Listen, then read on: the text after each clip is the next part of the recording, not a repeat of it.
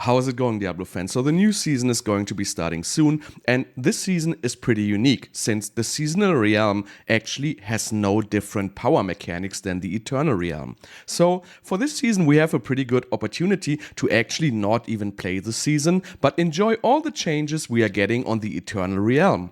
So that's right, all the changes, the Codex of Power, the tempering, the masterworking, the greater affixes, the pit, the helltide changes. All these changes are going to be available on the eternal realm as well. So you don't actually have to play season to enjoy all these new changes. That being said, there's a lot of advantages we have on the eternal realm, but there's also advantages on the seasonal realm. So let's start with the seasonal realm advantages you get first. So if you didn't play a lot in the past seasons, or you don't have anything on the Eternal Realm, or you want to level a new character or anything like that, the Seasonal Realm is most likely the best for you. So the first point you get on Seasonal Realm here is the Season Journey and leveling experience, which is going to be interesting for a lot of players. It's only for the very veteran players, which maybe do not really get all too much out of this mechanic in this season.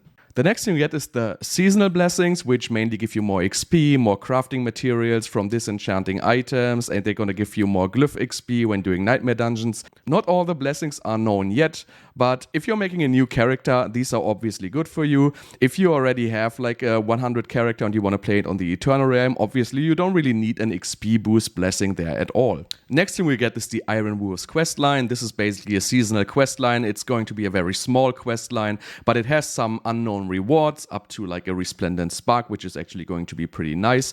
Other than that, the rewards are not known, but at this point I guess we can assume there's nothing game changing in these rewards. It's just basically some faster progression to get some loot, some crafting materials, some boss farming materials, but nothing all that amazing in there. Next thing you can only play on the Seasonal Realm is the Gauntlet. So if you're enjoying the Gauntlet, you definitely have to play Seasonal Realm. If you don't care about the Gauntlet at all, then this doesn't really matter to you anyway. Next thing you're going to get is cosmetics from the Battle Pass. But if you're just playing the season solely to get the cosmetics, you can also start the season 2 months late or whenever you feel like it and just unlock those cosmetics.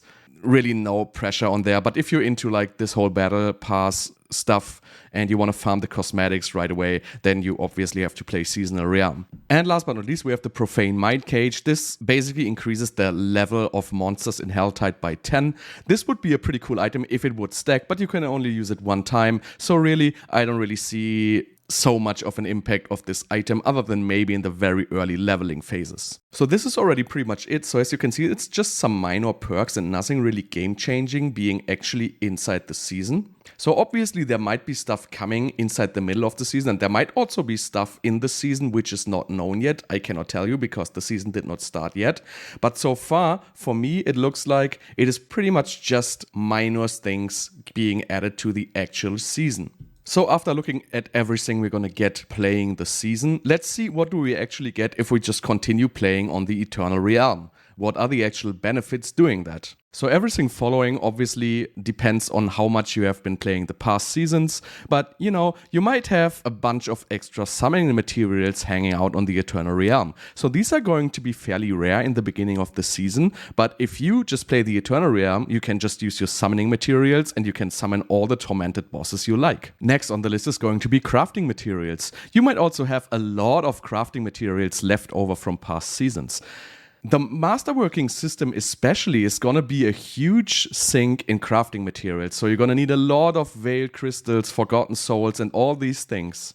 Well, guess what? All these things are going to be waiting for you on the Eternal Realm because everything you have been gathering in past seasons is just waiting there for you to finally use it, finally give it some use, and finally do some crafting with all those leftover materials. So next on our list is Uber Uniques. Well, Uber Uniques cannot be masterworked, but still your leftover Uber Uniques are going to be useful. They are going to be marked as legacy, but they're going to keep the plus 25 item power upgrades they already had before. So they're not going to be that much worse than the actual new Uber Uniques. And you know what? You can always break them down, transform them into resplendent sparks, and craft new non-legacy Uber Uniques out of those. Next thing is a big one. I call this the quote-unquote Armory. So you can use all your old characters, and if you're like me and you play the same class all the time, then you can use just your old characters and, for example, give one a boss killer blizzard build like you see here, and then I can just log on to my other class if I want to farm Helltide, and then I can use this teleport, conjuration, unstable currents, Arclash build, for example. So this is as close to an armory as you can get without actually having to level like 5 different characters. And then the last one, obviously, you're gonna have level 100 characters with level 21 glyphs.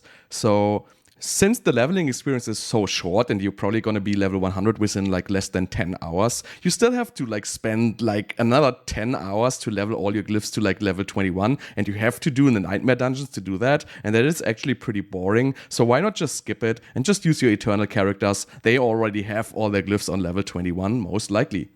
And that is it for the short comparison. So to sum everything up, if you wanna level a new class, like you wanna level a new necromancer and you don't have one yet, definitely go for the seasonal realm.